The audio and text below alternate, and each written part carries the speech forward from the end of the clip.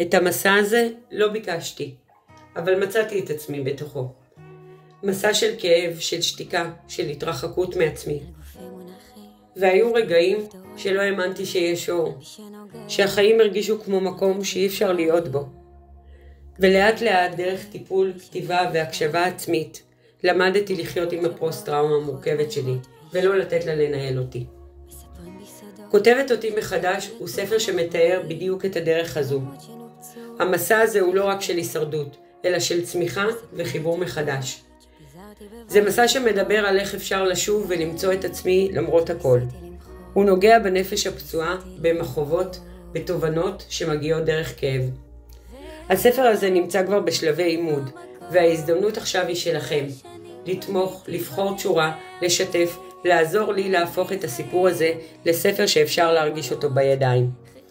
כי כשנותנים מקום לסיפור, הוא יכול להתחיל לנשום ולגעת בלב של מישהו או מישהי שלכם.